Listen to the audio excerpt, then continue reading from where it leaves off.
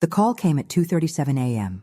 I remember this because I had just checked my watch, calculating how many hours of sleep I could still get before my 7 a.m. meeting with the board. 3 hours and change. Not ideal, but I'd functioned on less. The harsh blue light of my phone illuminated my darkened bedroom as I squinted at the caller ID. Mom. My heart immediately jumped to my throat. Hello? I answered, my voice thick with sleep, but mind suddenly alert. Julia, honey. My mother's voice trembled. It's your father. In that moment, everything changed. All those years of working 80-hour weeks at Meridian Investments, climbing from junior analyst to senior investment manager, all those missed family gatherings and postponed vacations, none of it mattered. What mattered was that my father had collapsed in their bathroom at 2:30 in the morning and my mother couldn't lift him. I'm on my way, I said, already throwing off my covers and fumbling for clothes in the dark. Did you call 911? Yes, they're coming. But Julia, I'm scared. Her voice cracked in a way I'd never heard before, making her sound suddenly old and fragile. 20 minutes, Mom. I'll be there in 20 minutes. I broke every speed limit driving across the city to my parents' house, the same modest 2-bedroom ranch they'd owned for over 30 years. The house that was slowly falling apart around them, with its leaking roof, ancient plumbing, and crumbling foundation. The house I'd been begging them to leave for years. By the time I arrived, the ambulance was already there, red and blue lights slicing through the pre-dawn darkness, illuminating the peeling paint and sagging porch of my childhood home. 2 paramedics were carefully navigating a stretcher down the narrow hallway, the same hallway that had become nearly impossible for my father to walk with his arthritis. My mother stood in the doorway, her thin frame wrapped in the same faded robe she'd owned for as long as I could remember, watching with wide, frightened eyes as they loaded my father into the ambulance. What happened? I asked, wrapping an arm around her trembling shoulders. He got up to use the bathroom and fell. I heard him hit the floor, Julia. It was so loud. Her voice broke again. Then he couldn't get up. He called for me, but I couldn't. Lift him. The image of my proud, stubborn father lying helpless on the bathroom floor, calling for help that couldn't come, hit me like a physical blow. Something crystallized inside me in that moment. A decision I'd been contemplating for months now, ever since my promotion and the substantial salary increase that came with it. Mom, this can't continue, I said quietly as we watched the ambulance pull away, lights flashing but sirens mercifully silent. This house isn't safe for you and Dad anymore. She didn't argue, which told me everything I needed to know about how scared she really was. 3 days later, my father was released from the hospital with a broken hip, a walker, and strict instructions to avoid stairs. I sat with my parents in the hospital room while the discharge nurse went over care instructions. You'll need to set up a bedroom on the first floor, the nurse explained, looking around as if searching for my acknowledgement. He won't be able to manage stairs for at least 6 weeks. My mother and I exchanged glances. Their house didn't have a bedroom on the first floor, just the living room, kitchen, and a small bathroom with a shower that required stepping over a high ledge to enter. That's going to be difficult in their current house, I said carefully. The nurse's expression shifted to concern. Well, he really can't be going up and down stairs. It's too risky during recovery. My father, still groggy from pain medication but ever prideful, waved a dismissive hand. I'll manage. We've been in that house for 30 years, not leaving now. I met my mother's eyes again and saw the worry there, the overwhelming reality of what caring for him would entail in their unsuitable home. In that moment, I made my decision final. Actually, I said, taking a deep breath, I think it's time we talked about a different solution. That evening, after getting my father settled as comfortably as possible on the living room sofa, now his makeshift bed, I sat down with both my parents. I want to buy you a new house, I said simply. Something single-level, accessible, in a good neighborhood close to me. No stairs, wide doorways, a walk-in shower. Something safe. The silence that followed was deafening. My father, despite his pain medication, looked suddenly alert and defensive. My mother's eyes welled with tears. "We can't accept that," my father finally said, his voice gruff. "That's too much, Julia." "Dad, I can afford it," I countered. "I've been at Meridian for 12 years. The promotion last year came with a significant raise. I've been saving, investing wisely. This is something I want to do." "We don't take handouts," he insisted, the same stubborn pride that had kept him working at the factory for 40 years, despite declining health evident in his tone. "Not even from our daughter." "It's not a handout," I argued, feeling the familiar frustration rise. This was always how it went with my father, his pride standing in the way of practicality. It's what families do. They take care of each other. "Julia has a point, Robert," my mother interjected quietly. "This house, it's becoming too much. The stairs, the bathroom, and after what happened, I watched the internal struggle play out on my father's face. Pride warring with practicality, independence battling against the undeniable reality of his aging body. "Let me do this for you," I said softly. "Please, after everything you've done for me." The truth was, they had sacrificed everything for me and my younger sister Anna. My parents had worked multiple jobs to put me through college without debt, enabled me to take that crucial unpaid internship at Meridian that launched my career. They'd gone without so I could have opportunities they never did. My father stared at the ceiling for a long moment before finally giving a single, curt nod. "We'll look," he conceded. "Just look." That was enough. It was a start. The next few weeks were a whirlwind. Between my demanding job at Meridian and helping my mother care for my father, I somehow managed to connect with a realtor and begin the house hunting process. I had a clear vision of what my parents needed: a single-story ranch with at least 2 bedrooms, no steps anywhere, doorways wide enough for a walker or wheelchair, a walk-in shower with grab bars located in a quiet neighborhood with minimal maintenance required. I also had a clear budget in mind. The promotion to senior investment manager at Meridian had nearly doubled my already substantial salary. I'd always lived well below my means, investing aggressively and saving consistently. At 34, I had amassed a considerable portfolio in savings. I could afford to spend up to $650,000 without significantly impacting my financial security. My sister Anna, who lived across the country with her husband Todd and their 3 children, called occasionally to check on our father's recovery, but the burden of care and decision-making fell squarely on my shoulders. This wasn't unusual. While Anna had chosen family and motherhood, I had chosen career. I was the one who had stayed in our hometown, the one who was available, the one with the financial means to help. I didn't resent this division of labor. It was simply how our family dynamics had evolved over the years. "What about this one?" I asked one evening, showing my mother yet another listing on my laptop. We were sitting at their kitchen table, the same Formica-top table they'd owned since before I was born. My father was asleep in the living room, the hum of his oxygen machine a constant background noise. "It's lovely," my mother said, studying the pictures of a bright, modern ranch house with a covered patio and tidy flower beds. "But Julia, this is in Oakwood Estates. Those homes are so expensive." "Don't worry about the price," I assured her. "Just tell me if you like it." She hesitated, then nodded. "It's beautiful. The kitchen is wonderful, so much counter space. And look at that bathroom with the big shower."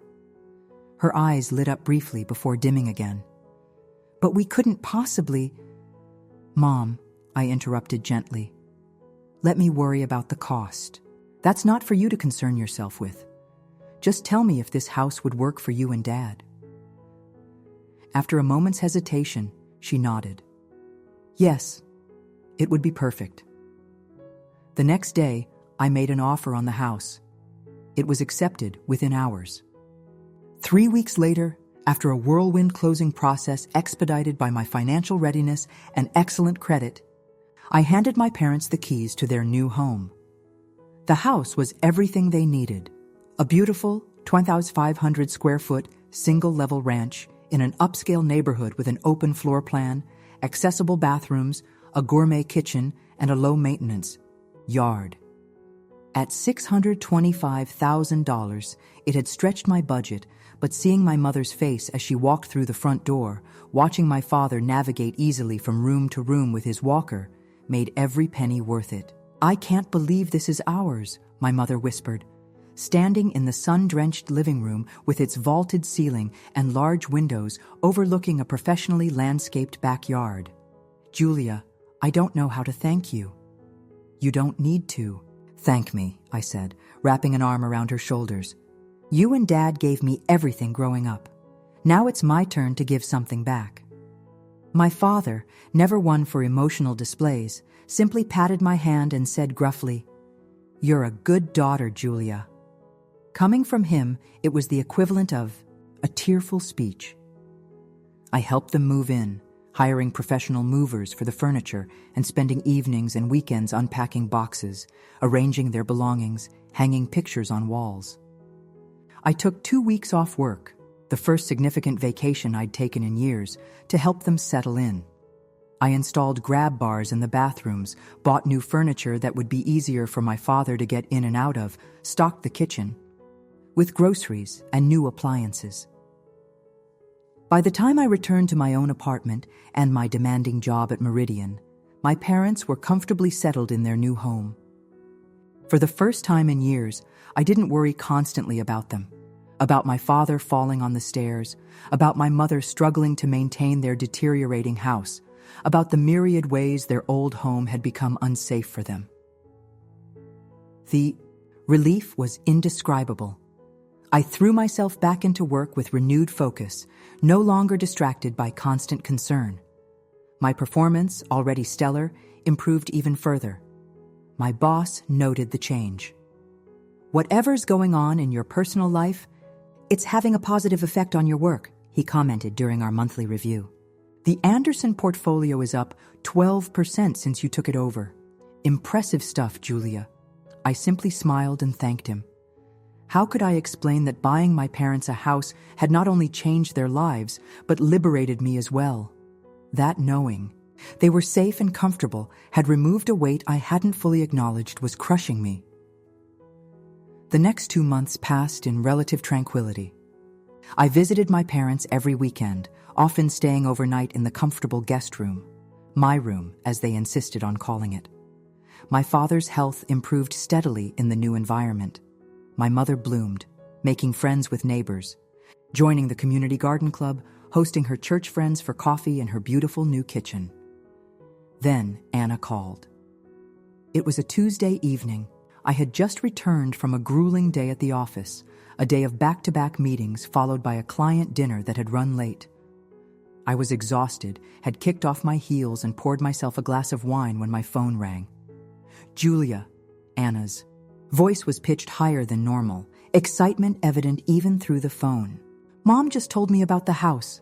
I can't believe it. That's amazing." I smiled, settling onto my sofa. "Thanks. It's been great for them. Dad's doing so much better without the stairs, and Mom loves the neighborhood. I can't wait to see it. Todd and I are bringing the kids for a visit next month, 2 whole weeks. The kids are so excited to spend time with Grandma and Grandpa." "That's great," I said sincerely. Despite our different life paths, I adored my sister and her children. "They'll love having you all there. Plenty of room for everyone." "That's actually why I'm calling," Anna continued, her voice shifting slightly. "Todd's company is opening a branch office in the city. He's been offered a position there, a promotion actually." "Oh?" I sat up straighter, immediately understanding the implications. "So you'd be moving back here?" "Yes. Isn't it exciting? The kids would be close to Mom and Dad. We could see you all the time instead of just holidays.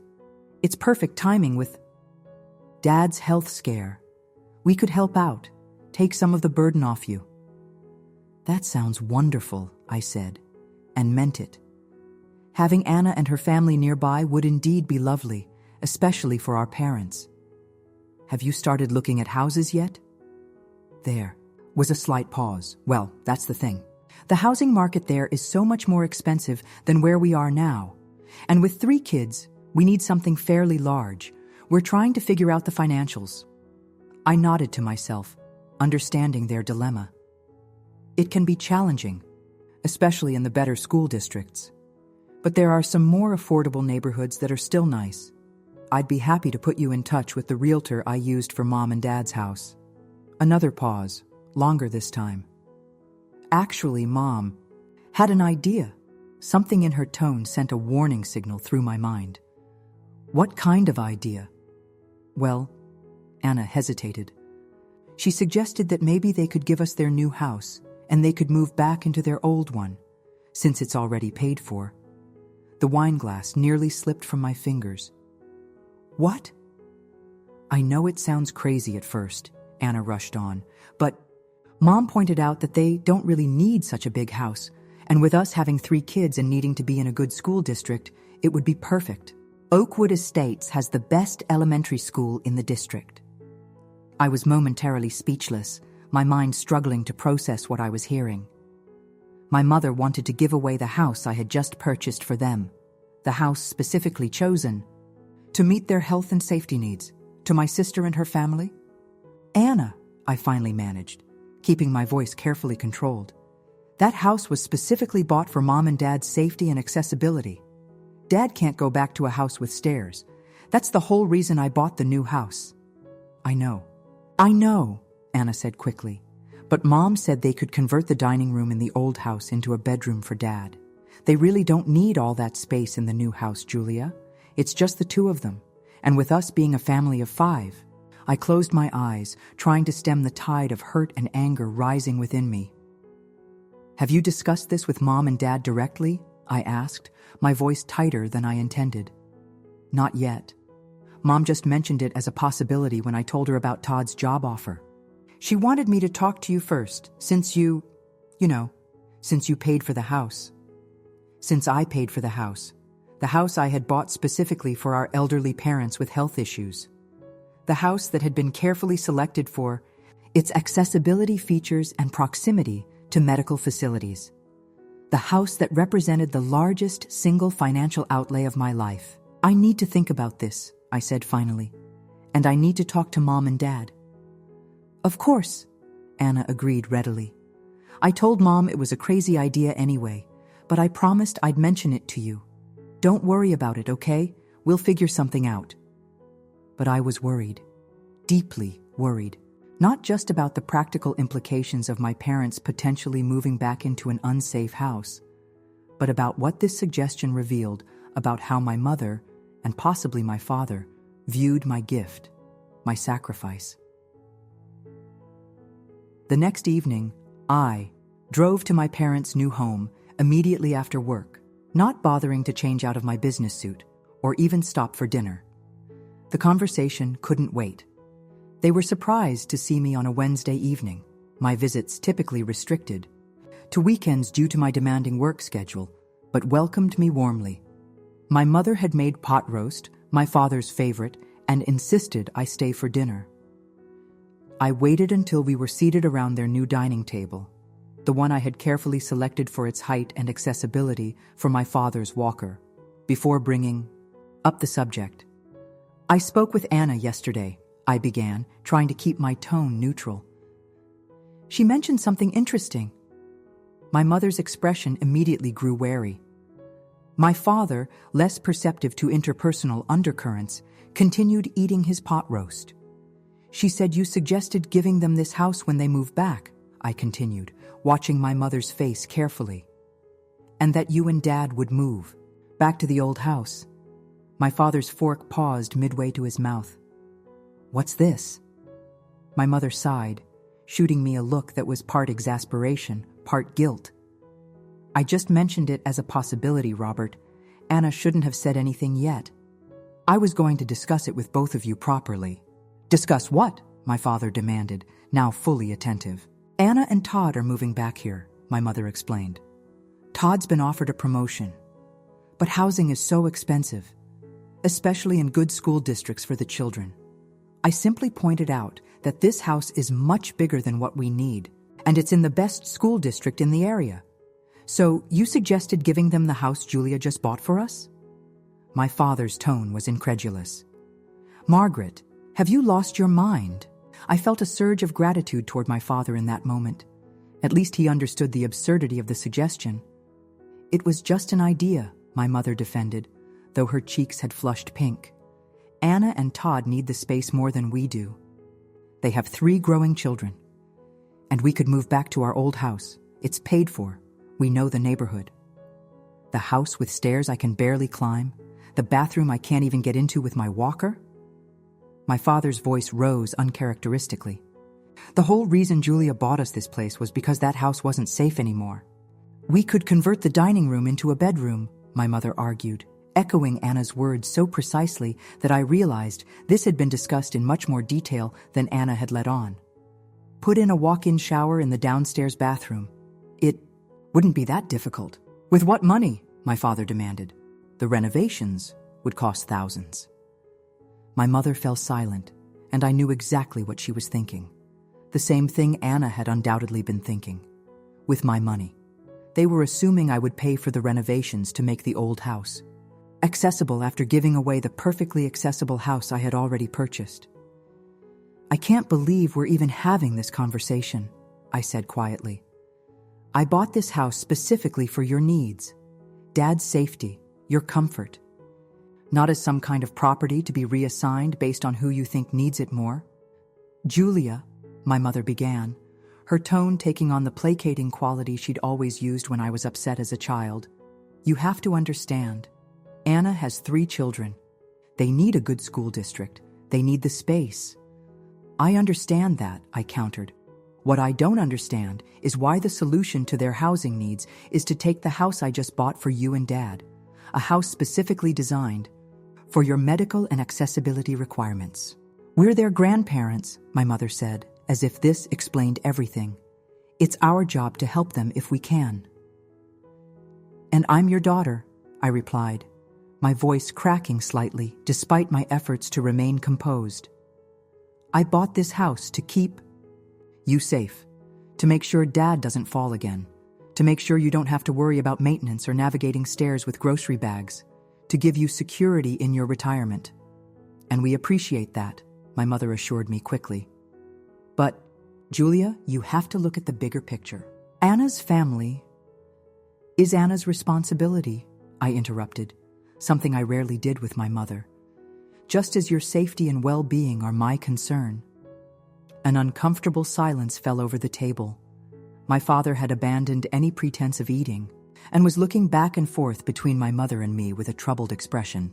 Perhaps we should table this discussion, he finally said. It's just an idea Margaret had.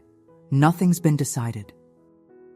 But I could see in my mother's eyes that in her mind, it had already been decided. The house I had sacrificed and saved for, the gift I had given out of love and concern, was already being mentally transferred to my sister and her family.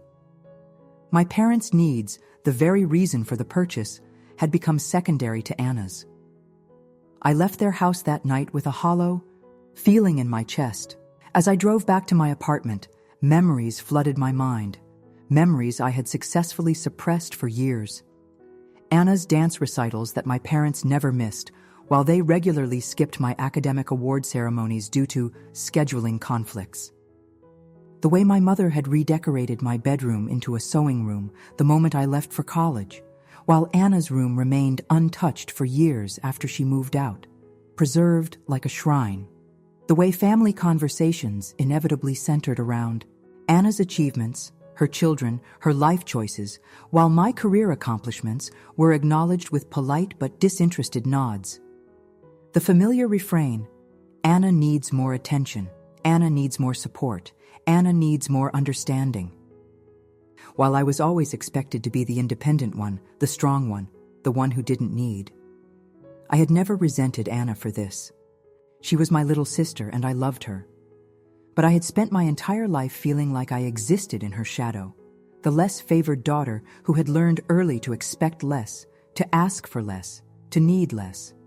And now, the one significant thing I had done for my parents, this house, this gift that represented years of hard work and sacrifice, was being casually reassigned to Anna because once again, she needed it more.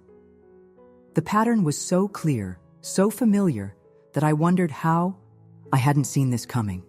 The next week passed in a blur of work and emotional turmoil. I threw myself into my job with even greater intensity than usual, staying at the office until 9 or 10 each night, taking on additional projects, anything to avoid dwelling on the situation with my parents and the house. Anna called twice. I let the calls go to voicemail, not yet ready to speak with her. Her messages were cheerful updates about their moving plans, with no mention of the house situation, which told me she was either oblivious to the upset she had caused or deliberately avoiding the subject. My mother called daily. At first, I answered, engaging in stilted conversations about inconsequential matters, neither of us mentioning the elephant in the room. By the third day, I stopped picking up. 10 days after the dinner conversation, my father called. This was unusual enough to make me answer. "Dad, is everything okay?" "No," he said bluntly. "Your mother's upset, Anna's upset, and you're not answering your phone. Nothing's okay."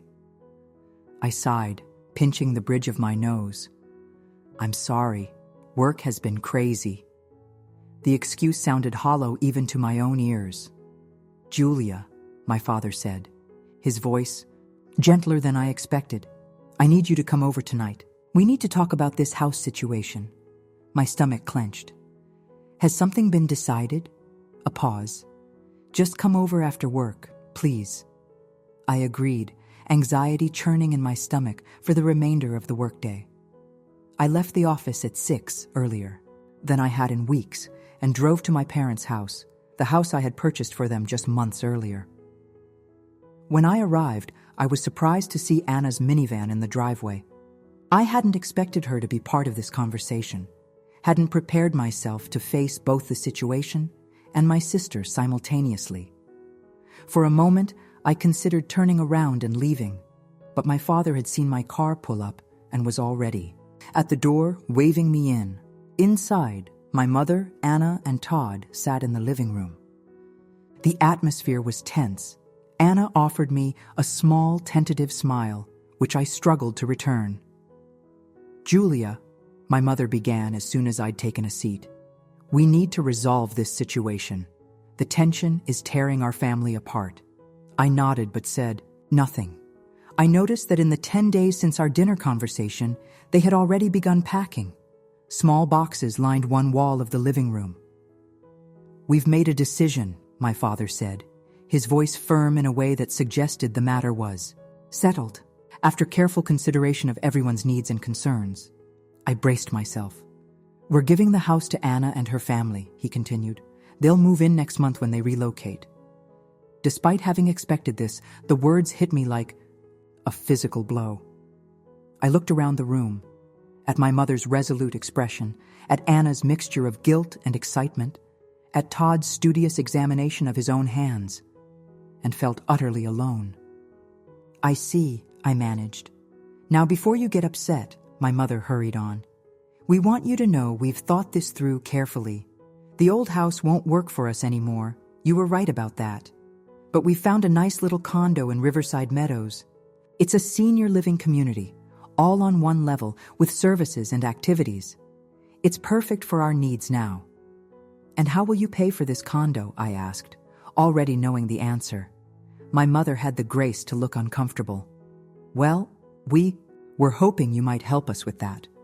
Since you were so generous with this house, and since this condo costs significantly less." "So let me make sure I understand," I said, my voice calm despite the storm raging inside me. "You want me to give this house to Anna and her family and then buy you a condo as well?" "When you put it that way, it sounds terrible," Anna interjected, speaking for the first time since I'd arrived.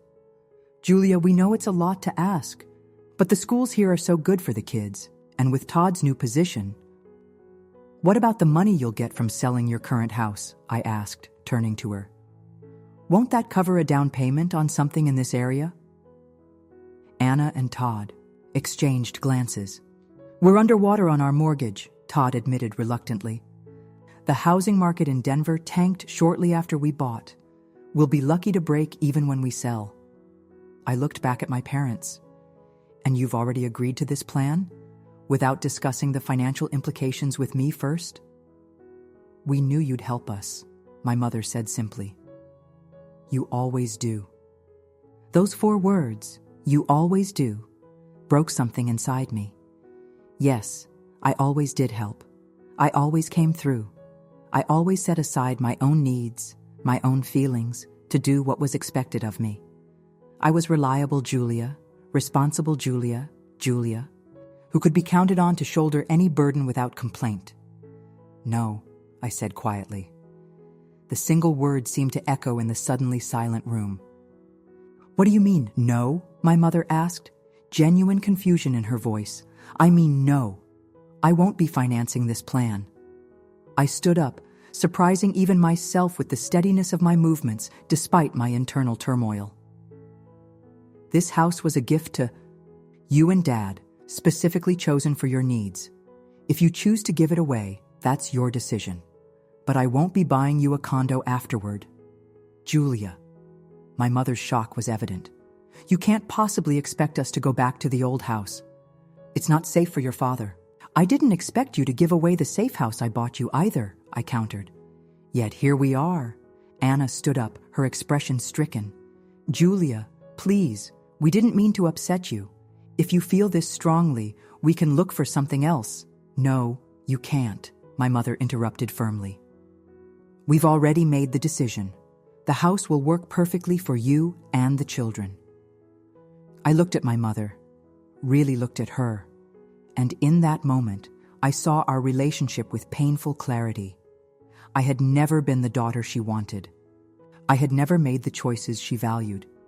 My success, my independence, my career, none of it impressed her the way Anna's traditional life path did.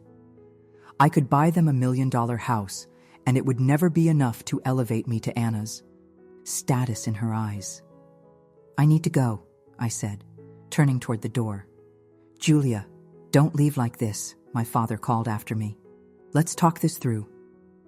I paused at the door, turning back to face my family. There's nothing to talk through. You've made your decision without consulting me about the financial implications. Now I'm making mine. The house is yours to do with, as you please. It was a gift, but I won't be financing any further housing arrangements. So you'd let your father go back to a house that nearly killed him? My mother's voice had taken on the guilt-inducing tone she'd perfected over decades. Over money? This isn't about money, I replied, my voice breaking slightly. This is about respect, about valuing the sacrifice I made, about recognizing that I bought that house for a specific purpose, your safety and comfort, not as a transferable asset to be reassigned based on who you think deserves it more. We're just trying to help Anna and the children, my mother insisted. Surely you can understand that. Family helps family. I laughed then, a short, bitter sound that surprised even me. Yes, family helps family. I helped you and Dad. Now you're helping Anna. Who's helping me, Mom? Who in this family has ever prioritized what I need? The question hung in the air, unanswered. My mother looked genuinely perplexed, as if the concept of me needing anything was foreign to her. You've always been so independent, so self-sufficient, she finally said, her tone suggesting this was somehow a character flaw rather than a strength. Anna's always needed more support. Yes, she has, I agreed. And she's always received it from all of us. I've spent my entire life understanding that Anna's needs come first. I've accepted that. But this house was the one thing I did for you and Dad. The one time I asked you to accept help from me. And you couldn't even let that be about your needs. Somehow, it still had to become about Anna. Anna was crying now, silent tears tracking down her cheeks. Julia, I never meant to come between you and Mom and Dad. If I'd known how important this house was to you." "It wasn't important to me," I interrupted. "It was important for Mom and Dad. That was the entire point." "Well, it's important for your niece and nephews too," my mother said defensively. "Their education, their future. Surely you want what's best for them?" "Of course I do, but not at the expense of Dad's safety. Not at the expense of the gift I gave you." I shook my head, suddenly bone-weary. "Do what you want with the house. It's yours. But I'm done." "Done with what?" my father asked, his voice uncharacteristically small. Done being the reliable one. Done being taken for granted. Done being expected to sacrifice without acknowledgement. I met each of their eyes in turn. Done being the least important person in this family. With that, I walked out, closing the door firmly behind me. In my car, I sat for a long moment, hands gripping the steering wheel, waiting for the wave of guilt that always followed any confrontation with my family. It didn't come. Instead, I felt a strange, unfamiliar lightness, as if something that had been weighing me down for years, my entire life perhaps, had finally been lifted. I had spoken my truth. I had set a boundary. And while it hurt, God, how it hurt, it also felt necessary, overdue even. I started the car and drove away, uncertain of where my relationship with my family would go from here, but certain that it would never be the same. The next 6 weeks passed in a strange, detached blur. I threw myself into work, with an intensity that even my colleagues, no strangers to workaholism themselves, commented on. I took on new clients, volunteered for challenging projects, stayed at the office until security did their final rounds at night. Anything to avoid going home to my empty apartment and thinking about my family. Anna called repeatedly. I let the calls go to voicemail, listening to her increasingly distressed messages, but unable to formulate a response that wouldn't reopen the wound. My mother called daily for the first week, then less frequently as it became clear I wasn't going to answer. My father, never one for phone conversations, sent a single text message. "We miss you. Please call when you're ready." I wasn't ready. The betrayal felt too fresh, too raw. Every time I thought about the house I had so carefully selected for their needs, the house that represented the largest financial commitment I had ever made, being given to Anna and her family, the hurt bloomed anew, sharp and cutting. It wasn't about the money. I could afford the loss. It was about what it represented, the final, irrefutable evidence that in my family's eyes, my sister's needs would always, always take precedence over mine. That no sacrifice I made, no success I achieved would ever elevate me to equal status, in my mother's estimation.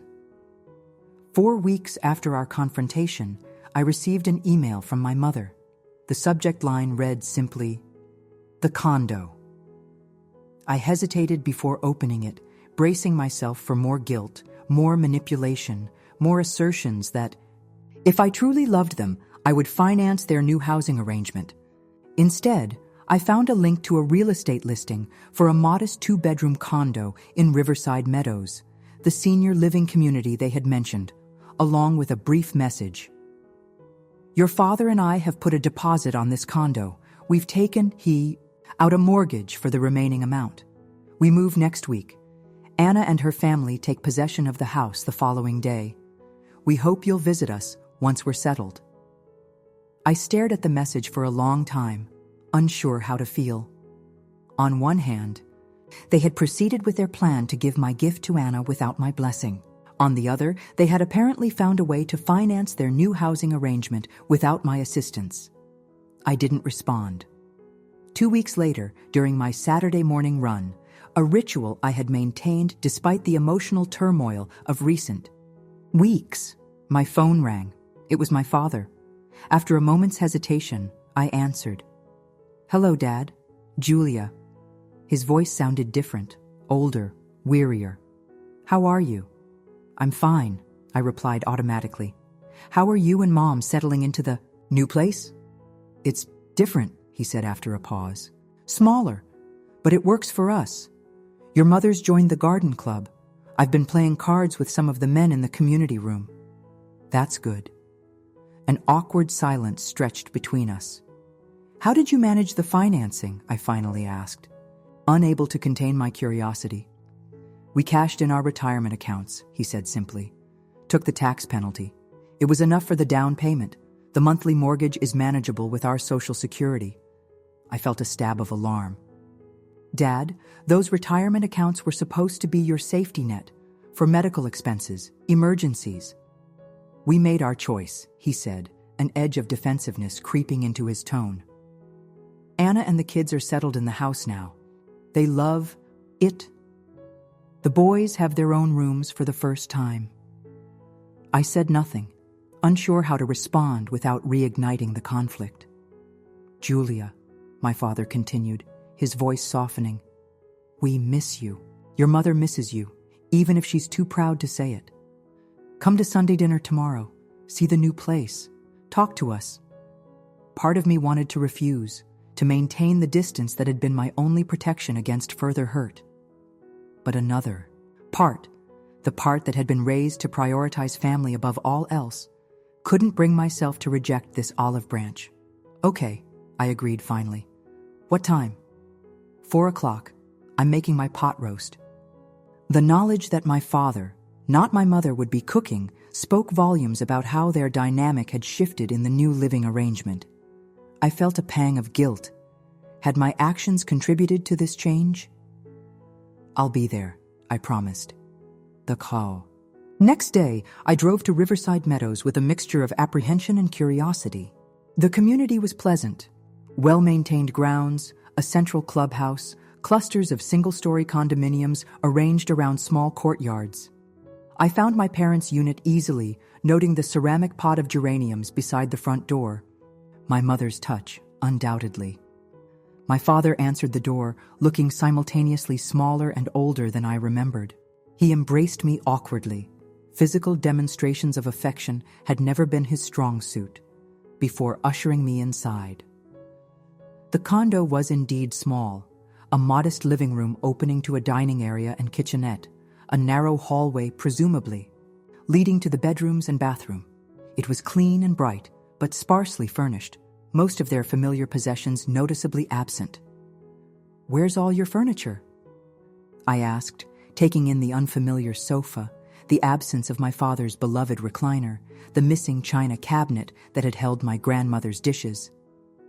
Most of it wouldn't fit, my father explained with a shrug. We left the larger pieces for Anna and the kids, donated some things.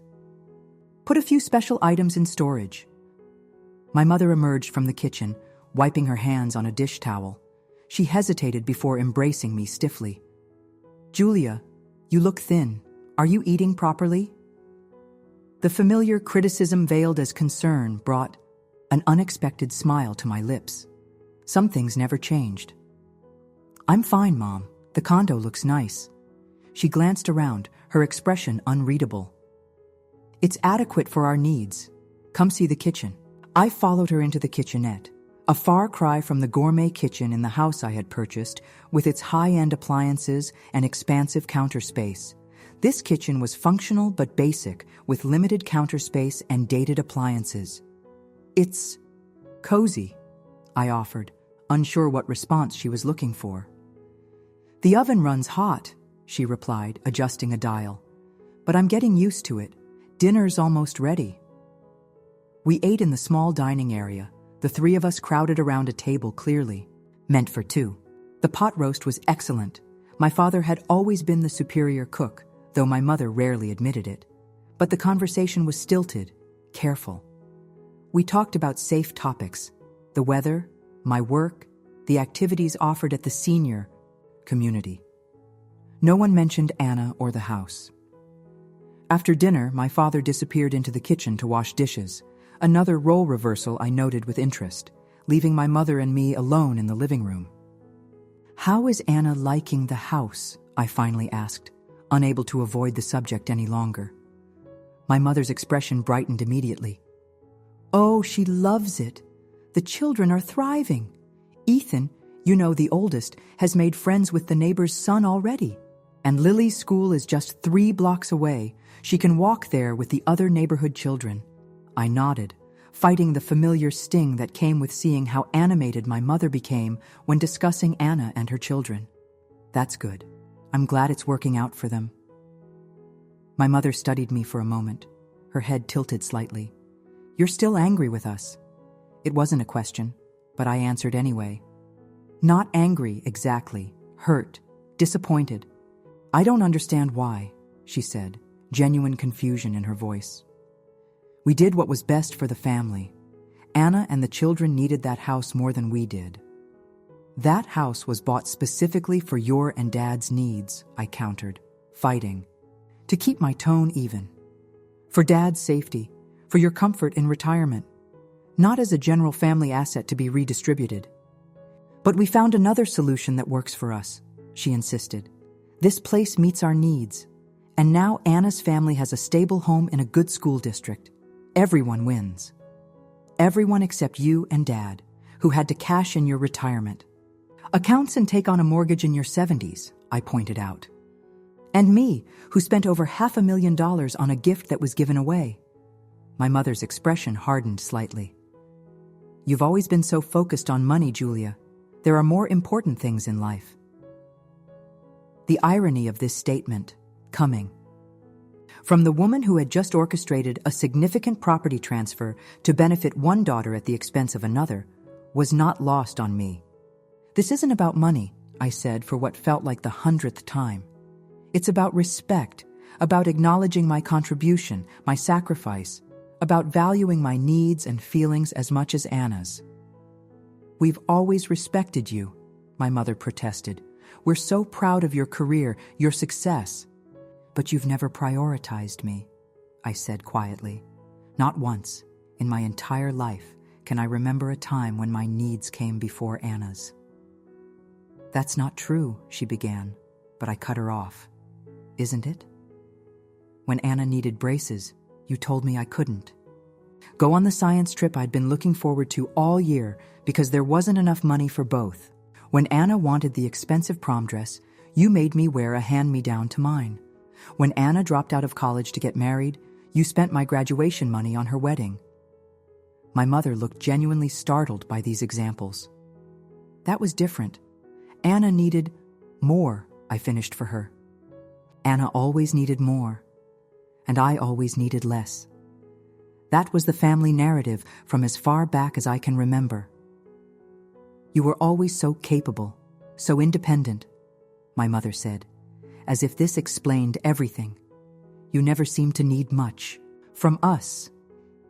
Did it ever occur to you that I learned to be independent because I had to be? That I stopped asking for things because I knew the answer would always be no if it conflicted with what Anna wanted or needed? My mother fell silent, a troubled expression crossing her face. After a long moment, she said, I never realized you felt that way. I know, I replied, and meant it. I didn't believe my mother had consciously favored Anna or deliberately dismissed my needs. She simply saw Anna as requiring more care, more support, more resources, and me as being self-sufficient enough to do without. This house situation, I continued gently, was just the most dramatic example of a pattern that's existed our entire lives. I spent years saving for that house. I chose it specifically for your needs. And within months, you gave it away to Anna. Because once again, you decided she needed it more than you did. More than I wanted you to have it. My mother looked down at her hands, twisting her wedding ring in a nervous gesture I recognized from childhood. I didn't think of it that way. I know you didn't. That's part of the problem. My father returned from the kitchen then, wiping his hands on a dish towel. He looked between us, clearly sensing the tension. Everything okay in here? We're just talking, my mother said quickly. Julia was explaining how she feels about the situation. My father nodded, lowering himself carefully onto the sofa beside my mother. His movements were stiffer than I remembered, the arthritis clearly worse than before. "How's your hip, Dad?" I asked, concerned by his obvious discomfort. "It's fine," he said dismissively. "The doctor says I need a replacement eventually, but I'm managing for now." I frowned. "Is that something your insurance will cover?" A quick glance between my parents told me everything I needed to know. "We're figuring it out," my father said vaguely. "Medicare covers part of it. There's a supplemental policy." "But you cashed in your retirement accounts," I finished. "The money that was supposed to cover medical expenses like this." Neither of them responded, which was confirmation enough. I sighed deeply, torn between frustration and concern. "Let me help with the medical costs when the time comes," I said finally. "Please, I don't want you delaying necessary treatment because of finances." "We couldn't ask that of you," my mother began, but my father interrupted her. "We'd be grateful for the help," he said firmly, silencing her with a look. "Thank you, Julia." The acknowledgement of need, rare from my proud, independent father, felt like a significant shift in our dynamic. For the first time in our relationship, they weren't pretending everything was fine, that they could manage without assistance. I stayed another hour, the conversation gradually easing into less fraught territory. As I prepared to leave, my mother pressed a small, wrapped package into my hands. "What's this?" I asked, surprised. "Just a little something. Open it at home." I hugged them both goodbye, the embraces still awkward but less strained than when I had arrived. As I drove home, I felt a complex mixture of emotions, lingering hurt, yes, but also a tentative hope that perhaps, through this painful process, something in our family dynamic might finally be changing. At home, I unwrapped my mother's gift, a small framed photograph I had never seen before. It showed me at about 7 years old, sitting on my father's shoulders at what appeared to be a county fair, my face alight with joy, his hands securely holding my legs. No sign of my mother or Anna in the frame, just my father and me, sharing a perfect moment of connection. On the back, my mother had written in her neat script, "You were always his favorite. Don't tell Anna." I stared at the message for a long time, unsure whether to laugh or cry at this unexpected acknowledgement of something I had always suspected but never had confirmed. It wasn't an apology for the house situation, nor did it address the deeper pattern of favoritism that had shaped our family dynamics. But it was something, a recognition that my perception of our family relationships wasn't entirely in my imagination. I placed the photo on my bedside table, a small but meaningful reminder that family relationships were more complex than they sometimes appeared on the surface. The following weeks brought a gradual, cautious rebuilding of my relationship with my parents. I visited the condo every other Sunday for dinner, each visit slightly less awkward than the last. We established new patterns of interaction, new topics of conversation, new ways of relating to each other in this altered family landscape. I still hadn't spoken directly to Anna. She continued to call and text, but I wasn't ready for that conversation yet. The wound was still too fresh, the sense of betrayal too acute. I knew intellectually that she wasn't entirely to blame. Our parents had made the offer after all. But emotionally, I couldn't separate her eager acceptance of the house from the lifetime pattern of her needs superseding mine. 3 months after the confrontation, I received an invitation to my nephew Ethan's birthday party. It would be held at the house. No clarification needed on which house that was. For a moment, I considered declining, sending a gift, but avoiding the gathering. The thought of seeing my sister and her family enjoying the home I had purchased for my parents still stung. But Ethan was turning 10, an important milestone, and he wasn't responsible for the adults' decisions. After some deliberation, I RSVP'd that I would attend. The party was scheduled for a Saturday afternoon in May. I shopped carefully for Ethan's gift, a sophisticated telescope he had been coveting, according to my mother, and steeled myself for the emotional challenge of entering the house under these new circumstances. I arrived intentionally late, hoping to blend into the gathering rather than make a grand entrance. The front yard was filled with children playing an elaborate game involving water balloons and much shrieking. I navigated through them to the front door, which stood open to accommodate the flow of guests. Inside, the house looked different. The formal living room I had furnished with my parents' comfort and accessibility in mind had been transformed into a vibrant family space with colorful throw pillows, toys in baskets, and framed children's artwork on the walls. It was cheerful and welcoming, but undeniably changed. Anna spotted me from the kitchen doorway and froze momentarily before hurrying over, uncertainty written across her face. "Julia," she said, her voice wavering slightly. "You came. I wasn't sure you would." "I wouldn't miss Ethan's birthday," I replied, attempting a smile that felt stiff on my face. "Where should I put this?" I held up the wrapped telescope. "Oh, gifts are in the dining room. Julia, can we talk? Please?" "I've been trying to reach you for months." I hesitated, then nodded. "After the party, maybe. Today should be about Ethan." Relief washed over her face. "Yes, of course. Thank you for coming. It means a lot to him. To all of us." I made my way through, the crowd of parents and children nodding at familiar faces, stopping to chat briefly with my parents, who were seated in positions of honor near the cake. My father looked better than he had at the condo, more rested, less pained in his movements. My mother was in her element, surrounded by family, clearly enjoying her role as grandmother of the birthday boy. The party progressed predictably. Games, presents, cake, the controlled chaos of 10-year-olds hopped up on sugar. I stayed on, the periphery, watching rather than participating, still feeling like an outsider in what had so recently been my gift to my parents.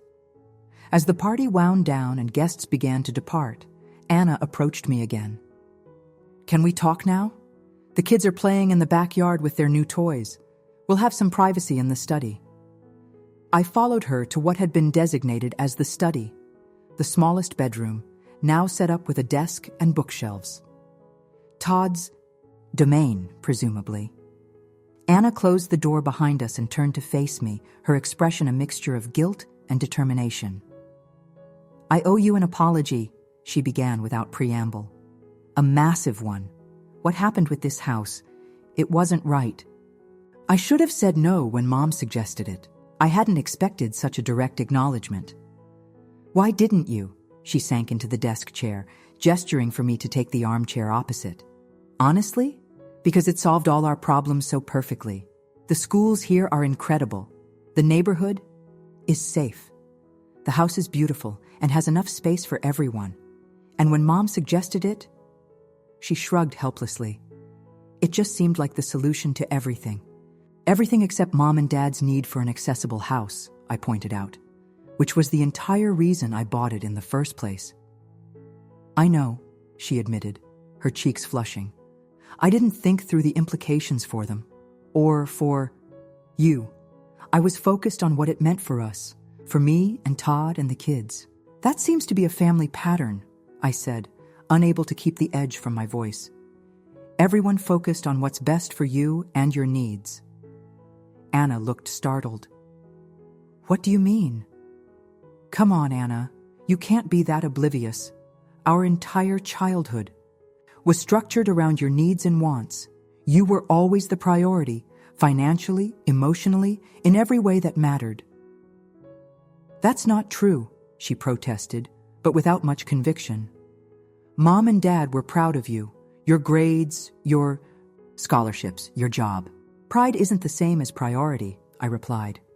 "Yes, they were proud of my achievements, but when it came to allocating resources, time, money, attention, you always came first. Always." Anna was silent for a long moment, her expression thoughtful. "I never saw it that way," she finally said. "From my perspective, you were the golden child, the brilliant one, the successful one, the one who had it all together. I was just the average one trying to keep up." I stared at her incredulously. "You thought you were the less favored child? Are you serious?"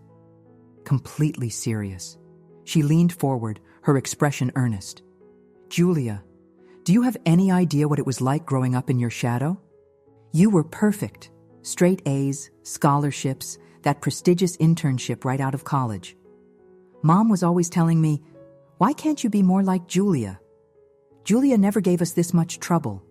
Julia was already independent at your age." I shook my head, struggling to reconcile her perspective with my own memories.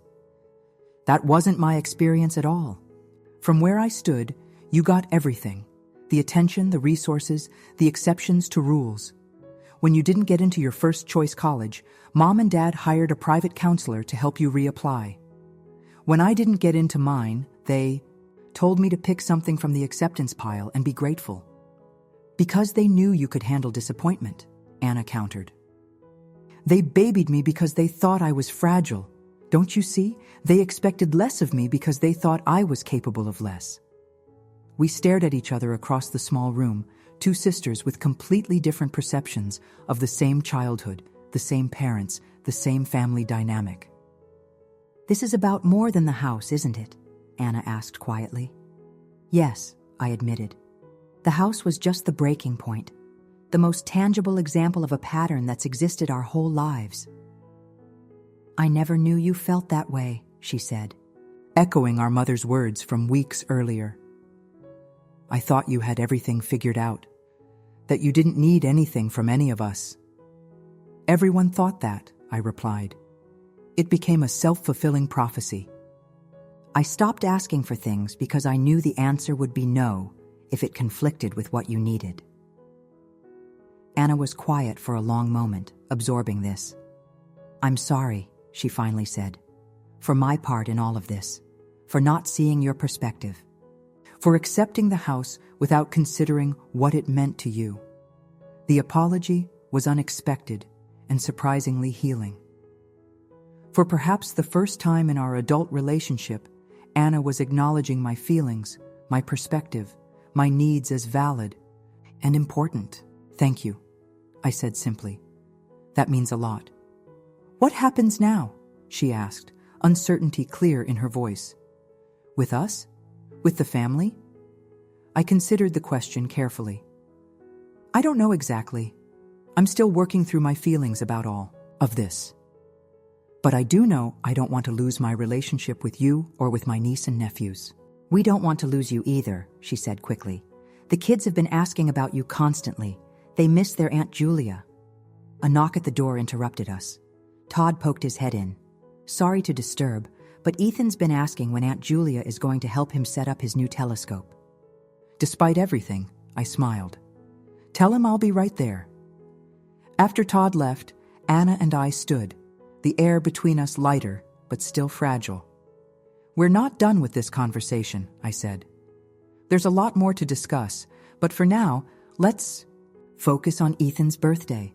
She nodded, relief evident in her expression. One step at a time. As I helped Ethan set up his telescope in the backyard, the same backyard where I had envisioned my father enjoying peaceful afternoons in his retirement, I felt a complex mixture of emotions. Hurt and resentment were still present, but alongside them grew something new. A tentative hope that perhaps, through this painful process, our family might eventually find a healthier, more balanced dynamic. The following months brought gradual but significant changes to my life and relationships.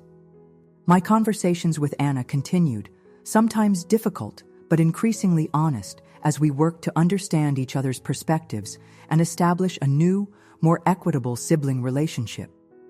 My parents, too, seemed to be reassessing our family dynamics. My mother made efforts to connect with me on my terms, asking about my work with genuine interest, remembering details about my colleagues and projects, acknowledging my achievements without immediately pivoting to Anna's latest news. My father, always more straightforward, simply told me he was proud of me and sorry for his part in making me feel unimportant. I helped finance his hip replacement surgery when it became necessary, insisting it was a gift rather than a loan. Watching him recover in their small condo, I couldn't help but think how much easier the process would have been in the accessible house I had purchased. But I kept that observation to myself, What was done was done. In my personal life, I began making changes as well. The family crisis had forced me to confront some uncomfortable truths, not just about my family dynamics, but about the life I had built for myself. I had poured everything into my career, using work as both shield and substitution for deeper connections. I had friends, certainly, but few close relationships. No romantic partner, no hobbies or interests outside of financial markets and investment. Strategies. At 34, I realized I had constructed a life that was successful by external metrics, but surprisingly empty of the things that bring genuine fulfillment. Meaningful relationships, creative outlets, moments of joy and connection. Started small. I reduced my working hours, not dramatically, but enough to reclaim my evenings and weekends. I joined a community painting class, something I had enjoyed in college but abandoned as frivolous once I entered the professional world. I reconnected with old friends, made efforts to form new relationships. 6 months after the confrontation over the house, I found myself in a very different place, still senior investment manager at Meridian, still successful and respected. In my field, but no longer defined exclusively by my career. I had begun dating someone, Michael, a divorced architect I'd met through the painting class. I had a small but growing circle of friends I saw regularly. I had boundaries with my family that, while still occasionally tested, were increasingly respected. One Sunday afternoon, as Michael and I strolled through the farmer's market after brunch, my phone rang. It was my mother. "Julia, dear, your father. And I wanted to invite you and Michael to dinner next Saturday. Anna and Todd and the children will be there too. A family dinner, long overdue." I hesitated only briefly before accepting. "We'd love to come. Should we bring anything?" "Just yourselves," she replied warmly. "And Julia, thank you for giving us another chance." As I hung up, Michael squeezed my hand questioningly. "Family dinner?" "Yes," I said, surprised to find I was actually looking forward to it. It's time. The house I had purchased. Now, Anna and Todd's home would never be what I had intended it to be. My relationship with my parents would never be uncomplicated. The patterns established over decades couldn't be erased entirely, only acknowledged and gradually reshaped. But as I walked hand in hand with Michael through the bustling market, I felt a sense of peace that had eluded me for months. I had spoken my truth. I had set boundaries. I had begun building a life that wasn't defined by old family dynamics or others' expectations. The house that had been the catalyst for so much pain and growth was just a house, walls and a roof, bricks and mortar. The real home I needed was the one I was finally building for myself, brick by brick, choice by choice, day by day. And for the first time in my adult life, I was truly the architect of my own happiness.